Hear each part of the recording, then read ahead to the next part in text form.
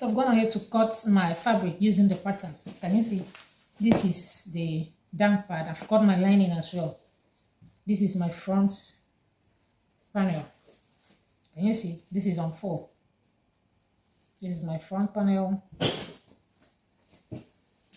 This is my 2. These are my 2 back panels. I've cut the lining also. And these are my upper bodies. This is my center front. Yeah, let me show you this. I've cut lining as well. So my center front, can you see I've added sewing allowance. I've added joining allowance from here all the way down.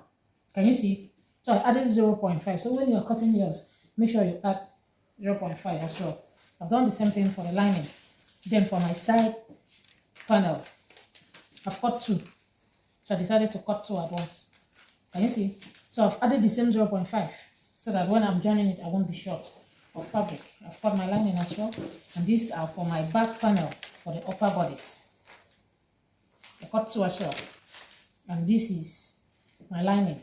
I will join my lining using my zipper allowance.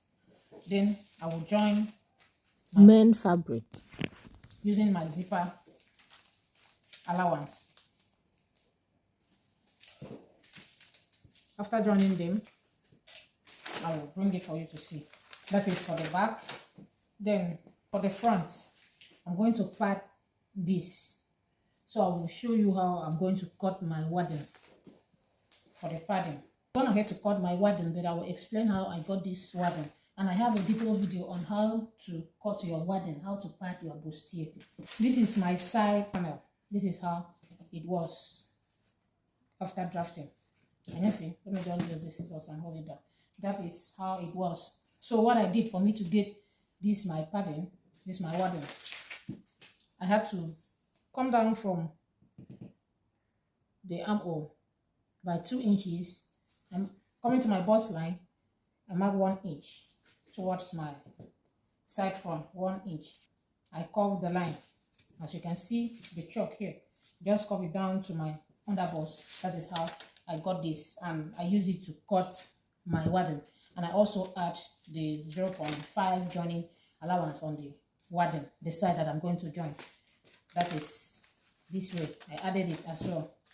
Then for my center front joining, can you see it is not that long, it's just short, because the style, there is a keyhole on the chest, so I don't want my wadding to be showing. So what I did was just for me to sketch a rough drawing on how my keyhole will be, so I know how I should cut my wadding. So how I cut for the front, I just place my center front this way. I measure from my bust line. This is my bust line. I came up by 2.5. It's just because of this keyhole, I don't want it to show. So I came up by only 2.5 inches. So I went ahead and marked the place here and here. Then I place it on my wadding this way and I cut it out. I also added my 0.5 joining allowance. I believe that is clear.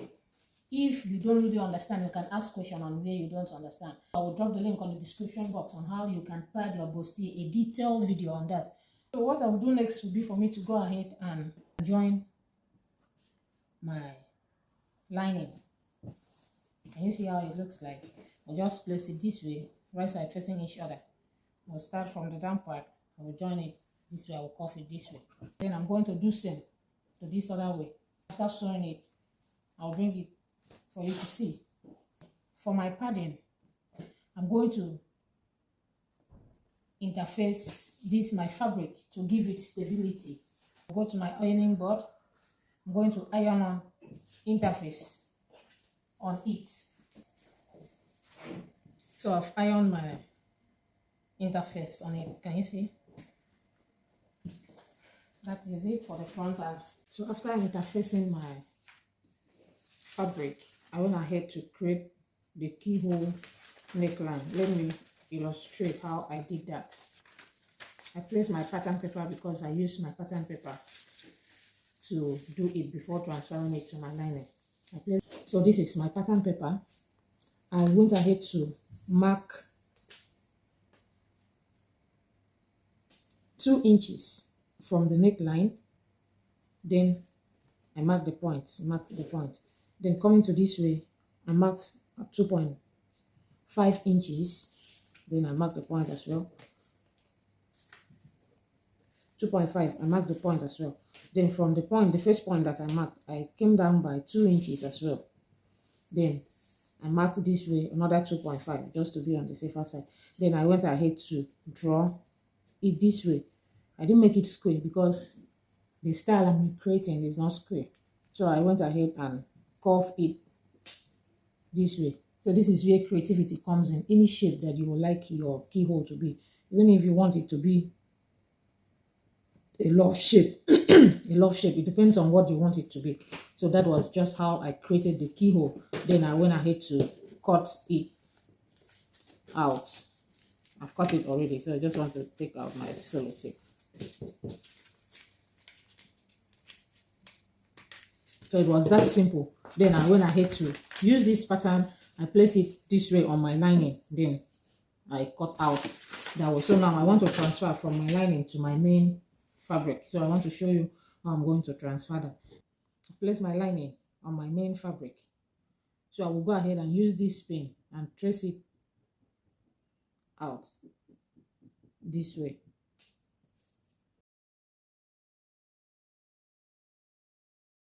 You can decide to do this after padding your bustier, but I just want to do it before I pad my bustier so that I will know where the upper part of my bustier will stop.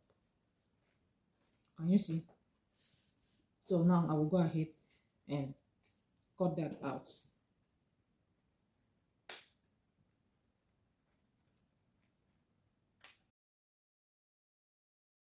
The person is just to do this before interfacing, so that it will be easier to cut.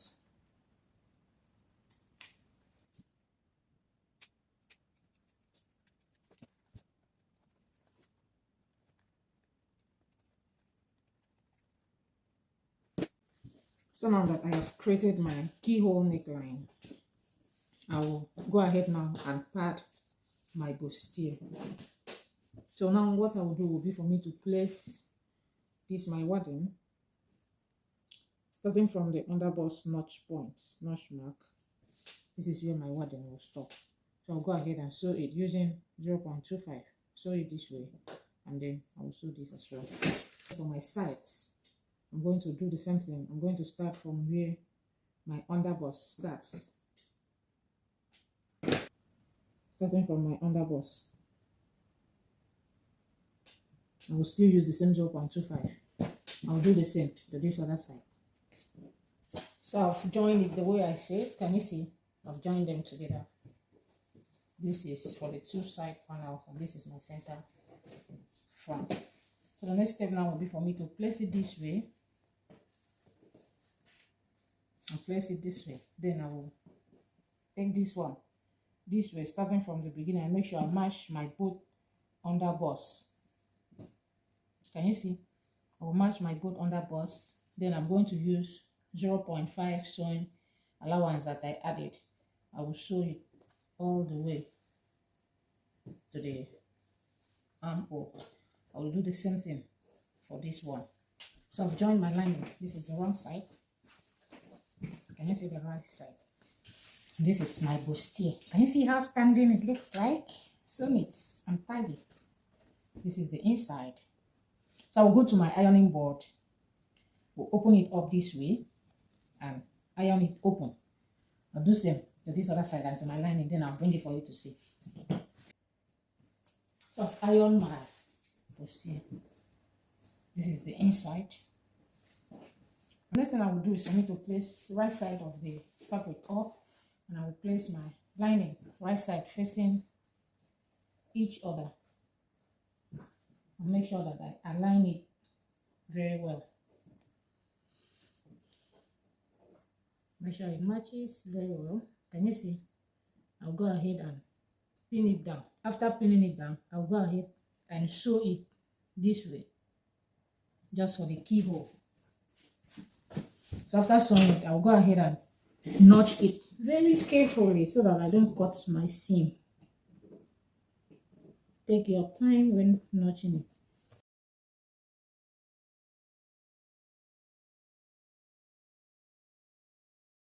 After notching it, I'll then turn it this way and pull the lining inside out like this.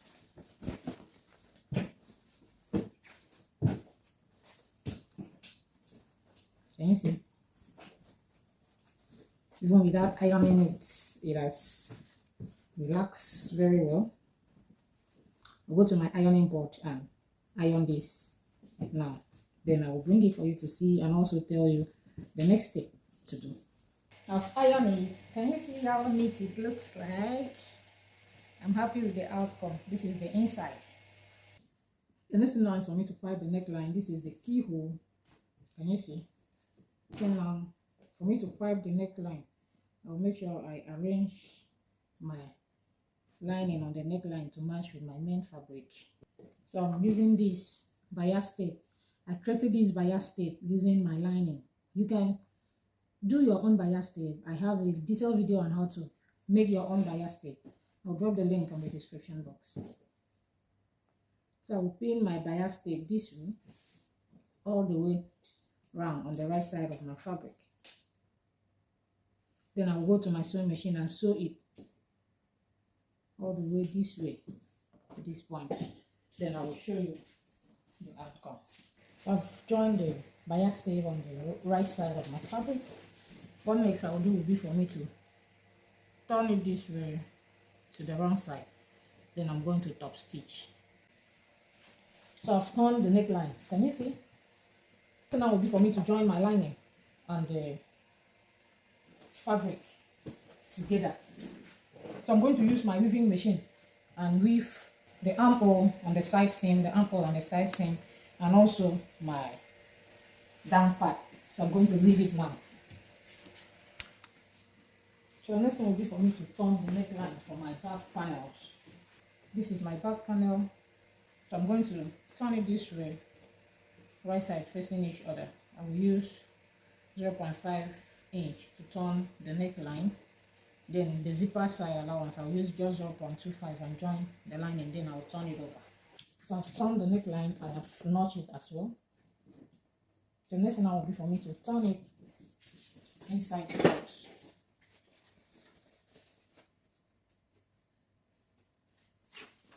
I'll go to my ironing board and iron the neckline and also iron my zipper allowance side.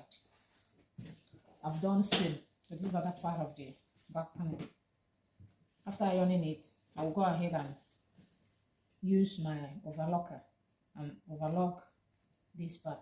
I'll leave this way, the armhole, so that I'll use it and turn my shoulder. I'll do same for this other side. I've gone ahead to weave my fabric. Can you see? I've overlocked. It's only the down part that I will do that later. Can you see the inside? This is the front panel. These are my two back panels. I've turned my zipper allowance and the neck line, and I've ironed it. I've weaved the down part for the back. So now the next thing will be for us to work on the skates. So starting from my front panel, what I'm going to do, as I have already done this. So what I did is just for me to place my lining and my fabric right side facing each other. I stitch it using 0.5 inch. Can you see? After stitching it, I turn it over to the right side. Depending on the folding allowance, the hemming allowance that I kept. Remember, we made use of 2 inches hemming allowance. So I pull my main fabric 2 inches. Can you see? This is 2 inches. So I pull my main fabric. The lining came up by 2 inches. So the next thing will be for me to go to my overlocker and join the sides. I'll join the sides and also the waistline. So for the back, I'll do the same thing for my back panel. So I've joined all my side seam for the skirt part. Can you see? Of weaving. I've done that for both my fronts and my back panel. Now I want to join the shoulder. I've already joined one of the shoulder. This excess lining, when I want to weave this, I will cut it out. So now I want to show you how I join this shoulder. What I did is just for me to carry this back panel, right side facing each other. I believe you can see. Then make sure I mash this very well. Can you see? Right side facing each other. Then I turn it this way. So now both lining are now on the same side, and the main fabric are on the same side. Then I use my 0.5 inch and I sew it. That is how I join my shoulder. So I will go and do it now. So I've joined the both shoulders. Can you see how neat it looks like? So beautiful. This is the inside, the shoulders.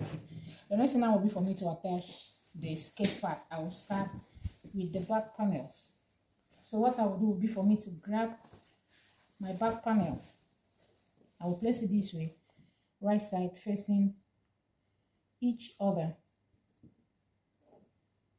I will pin it down.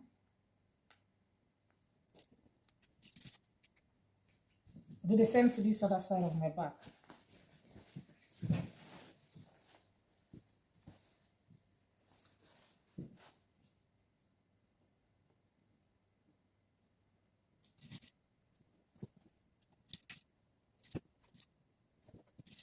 So my seam allowance for the joining was 1 inch. So I'll go ahead and mark my 1 inch, then I will sew it. This will same to this other side. This one I joined the upper bodice and the lower bodice. Can you see? The next thing now will be for me to join the two back panels together. So as you can see me, I have pinned down my back panel already. So what I will do, I'm going to determine how long I want my zip to be.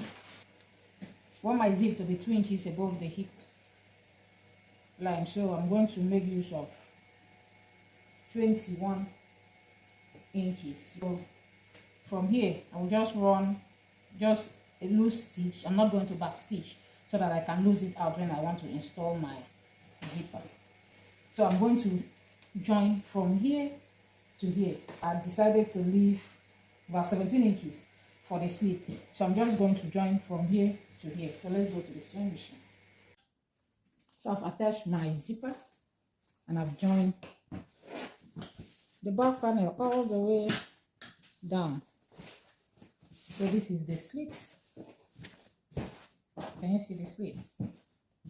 That is the slit. And this is my zipper. So the next thing will be for me to attach the lower bodice for the front. So I will do the same way I did for the back. I will place my front this way. Then I will carry this one and place it this way. Then I will use my pins and secure it.